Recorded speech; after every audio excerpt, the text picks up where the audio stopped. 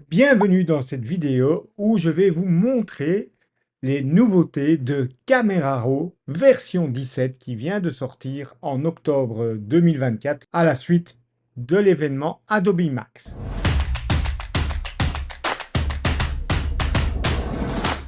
Alors en général, je ne parle pas des nouveautés de Camera Raw parce que je fais des vidéos sur Lightroom classique où toutes les fonctionnalités de Camera Raw s'y retrouvent la plupart du temps. Mais ici, Adobe a fait fort parce que ce n'est pas une nouveauté Camera Raw qui ne se trouve pas dans Lightroom classique, mais trois. Trois nouveautés majeures, vous allez le voir, surtout la dernière que je réserve pour la fin.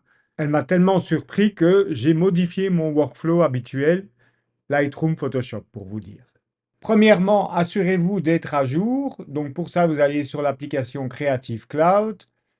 Vous allez sur Applications et vous allez vérifier en cliquant donc sur Mise à jour. Vous allez vérifier que votre Camera Raw est bien à jour. Je vous rappelle que la mise à jour de Camera Raw se fait indépendamment de Photoshop, même si il ne peut s'ouvrir que depuis Photoshop ou Bridge.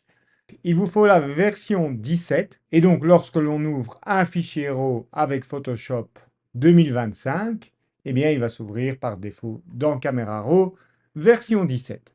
D'ailleurs, on peut le vérifier ici en haut dans la barre de titre. Alors, première nouveauté, il s'agit d'un nouveau profil RAW. A priori, rien d'exceptionnel. Camera Raw ou Lightroom ajoutent de temps en temps des profils RAW qui agissent en quelque sorte comme des presets, bien qu'ils ont la particularité, eux, de se faire en amont du post-traitement, puisqu'ils ne bougent aucun curseur. Mais ce nouveau profil, qui est d'ailleurs en version bêta, c'est-à-dire qu'il est encore à l'essai, il s'appelle Adobe Adaptive. Et par adaptive, on entend donc qu'il va s'adapter, alors que tous les autres profils en fait sont fixes, peu importe la photo que vous appliquez, c'est une recette algorithmique qu'il applique identiquement à toutes les photos. Par contre, ce profil adaptif va analyser la photo et avec l'IA, à nouveau, va tenter de proposer un post-traitement qui va vous servir donc de base de départ du fichier, mais avec déjà pas mal d'améliorations. Alors, comme vous le voyez, aucun curseur n'a été modifié, hein, c'est le principe même des profils RAW, et vous pouvez ajuster son niveau avec ce curseur, donc soit le pousser à l'extrême, ce qui ici, dans cet exemple-ci, est pas mal, hein, si on fait un avant-après en appuyant sur P, et c'est beaucoup mieux que le réglage auto, qui fait en principe un peu le même genre de choses. Donc, pour vous montrer la différence, je vais réinitialiser et je vais appliquer auto. Alors, d'ailleurs, Camera Raw nous prévient qu'il vaut mieux éviter d'appliquer le profil adaptatif et l'auto. Donc ici, je vais revenir sur l'Adobe Couleur, qui est celui par défaut dans Camera Raw, et on va cliquer sur auto. Vous voyez qu'ici, avec le réglage auto, les curseurs sont modifiés. Personnellement, je trouve que l'adaptatif me donne une meilleure base de départ que l'Adobe Color avec auto. On va tester sur une autre photo. Clic droit, ouvrir avec Photoshop 2025. Voilà, alors par défaut chez moi, je suis en appareil photo neutre parce que c'est ce que j'ai programmé. Normalement, par défaut chez vous, ça devrait être Adobe Couleur. Donc, idem, je fais un auto. Voilà, vous voyez tous les curseurs qui ont été modifiés. Et maintenant, je réinitialise, commande ou CTRL Z. Je viens utiliser le profil Adobe Adaptive, qu'ici je vais probablement un petit peu réduire. Et donc, comme on peut le voir, il a un peu débouché les ombres, etc. Et après, évidemment, vous avez toute la latitude de venir faire votre post-traitement habituel. Donc, le but de ce profil adaptatif, c'est de vous donner une base de départ. Alors, il y aura des cas où ça donnera moins bien. On va tester sur une photo de portrait, par exemple. Donc ici, je me mets en Adobe Couleur Auto. Je réinitialise la photo en faisant un clic droit, restaurer les paramètres par défaut, et je vais venir tester donc ce nouveau profil adaptatif qui analyse donc l'image et qui vous donne un rendu différent comme base de départ, avec cette possibilité donc d'ajuster son niveau avec ce curseur. Personnellement, ça ne va pas tellement changer mon flux de travail parce que je travaille très souvent avec un profil neutre ou flat ou parfois même linéaire. Mais voilà, dans une optique de gain de temps, ça peut vraiment être utile de tester ce profil qui, lui, va s'adapter en fonction de la photo, contrairement aux autres profils RAW. Alors, pour pouvoir accéder aux deux nouveautés suivantes, il va falloir d'abord paramétrer Camera Raw parce que par défaut, ces nouveautés ne sont pas directement accessibles. Donc, vous allez aller ici en haut, cliquer sur la roue dentée qui ouvre donc la fenêtre de préférence et vous allez vous rendre dans l'onglet Aperçu de technologie et cocher donc nouvelle fonctionnalité IA et nouveau panneau paramètres. OK. Et vous allez devoir redémarrer non seulement Camera Raw, mais également Photoshop, qui est l'application hôte. Donc, je quitte Photoshop et je le relance. J'ouvre un fichier RAW et voilà donc une photo qui se prête bien à la nouveauté que je vais vous montrer. Comme vous pouvez le voir, l'oiseau ici est très bord cadre et donc idéalement, on voudrait de l'espace à sa gauche. Eh bien, à présent, si vous activez l'outil recadrage, vous avez la possibilité, tout comme dans Photoshop, d'utiliser le développement génératif, c'est-à-dire qu'ici, je vais cocher activer le développement, ce qui va me permettre, dans ce cas-ci, d'étirer la photo à gauche. Donc, je vais d'abord décocher le cadenas ici, afin de pouvoir allonger ma photo, et donc je vais la déplacer comme ceci. Et je clique ici dans l'onglet développement génératif sur générer. Hop, il faut valider en étant d'accord que l'IA va reconstituer votre photo. Et voilà, 3 variantes différentes ont été créées et vous pouvez donc conserver celle que vous préférez. Alors, je pense que la première était pas mal. Je clique sur conserver et je vais recadrer mon image dans son format d'origine qui est donc du 2/3. Voilà. Et je valide par entrée. Et comme vous pouvez le voir, vu que l'arrière-plan ici est flou, eh bien le développement génératif ici ne pose pas vraiment de problème de qualité.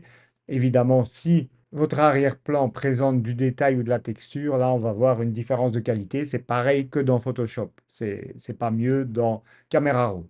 D'ailleurs, en toute franchise, ici je trouve pas particulièrement intéressant de le faire dans Camera Raw puisque vous pouvez le faire après dans Photoshop avec plus d'options, vous pouvez masquer des choses, etc. Mais par contre, comme on sait que toutes ces nouveautés vont ensuite apparaître dans Lightroom classique, c'est intéressant parce que si vous n'êtes pas utilisateur de Photoshop, vous pourrez faire ce développement génératif également dans Camera Raw. D'ailleurs, ça va vous permettre, par exemple, lorsque vous redressez des bâtiments, en allant désormais dans l'outil recadrage également, vous ne serez plus obligé de cliquer sur contraindre le recadrage, puisqu'ici, on va essayer un auto. Je vais volontairement réduire l'échelle. Voilà, vous voyez ici, j'ai des zones vides. Eh bien, je vais pouvoir cliquer sur développement génératif, générer, et ainsi remplir les bords de mon image. Je clique sur conserver et je valide en appuyant sur entrée. Par exemple, ici, la pointe est un peu coupée. Eh bien, je reprends l'outil recadrage. Je clique sur activer le développement. Si ça ne fonctionne pas, pensez à cocher cette case. Et je vais comme ceci, voilà, un petit peu agrandir. Cliquez sur générer. 1, 2, 3. Conserver, valider. Alors, comme vous pouvez le voir, la qualité n'est pas top top, donc dans la génération, puisque je vous rappelle que c'est limité en résolution. Ici, on voit également une montée un peu en bruit, c'est un peu bizarre. Mais voilà, vous savez maintenant que cette possibilité existe également dans Camera Raw et donc bientôt dans Lightroom classique. Et je vous ai gardé le meilleur pour la fin, cette troisième nouveauté qui va changer complètement mon flux de travail, en tout cas tant qu'elle n'est pas implémentée dans Lightroom classique, c'est la possibilité d'appliquer la réduction du bruit IA sans générer un fichier DNG. C'est-à-dire que c'est non destructif. Je vous montre. Dans l'onglet détails, vous pouvez dès à présent cocher réduire le bruit de la manière IA sans la fenêtre de prévisualisation qui s'affichait auparavant. Voilà.